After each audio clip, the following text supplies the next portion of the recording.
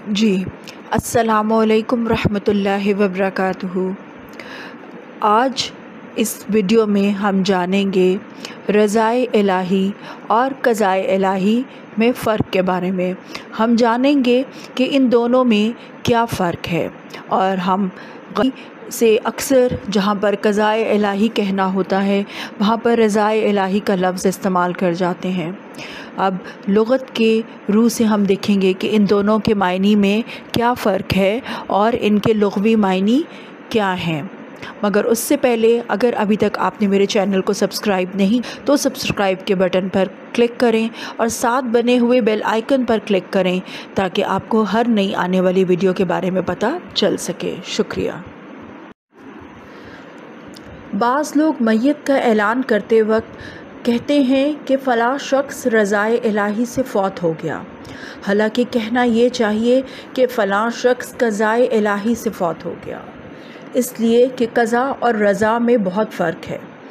قضا کا مطلب ہے تقدیر الہی، نوشتہ تقدیر، فیصلہ، اتفاق یا پھر حادثہ، اور یہ تمام معنی جو ہیں فیروز اللغات الفارسی میں موجود ہیں، جبکہ رضا کے معنی ہیں مرضی، خوشنودی اور خوشی، یعنی کہ وہ چیز جس میں کسی کی خوشی اور مرضی شامل ہو۔ لہٰذا جب اللہ تعالیٰ کسی کے بارے میں فیصلہ نافذ کرتے ہیں تو اس کو قضا کہا جاتا ہے، اور جب کسی کام کی وجہ سے راضی ہوتا ہے تب اس وقت اس بندے پر رضائے الہی کا ظہور ہوتا ہے، جیسے ارشاد باری تعالیٰ ہے رضی اللہ عنہم ورضوا عنہ، اللہ ان سے راضی اور اللہ سے راضی۔ ایک اور جگہ پر اللہ تعالیٰ ارشاد فرماتے ہیں لقد رضی اللہ عن المؤمنین، بے شک اللہ راضی ہوا ایمان والوں سے۔ ایک اور جگہ ارشاد باری تعالیٰ ہے وَرَضَّيْتُ لَكُمُ الْإِسْلَامَ دِينًا، اور تمہارے لیے اسلام کو دین پسند کیا گیا۔ یہ تو رہا قرآن مجید میں رضا کا استعمال، اور جہاں تک قضا کا تعلق ہے تو متعدد آیات میں رب کریم نے لفظ قضا کو استعمال فرمایا ہے، اور ان کو دیکھ کر پتہ چلتا ہے کہ لفظ قضا کا معنی و مفہوم کیا ہے۔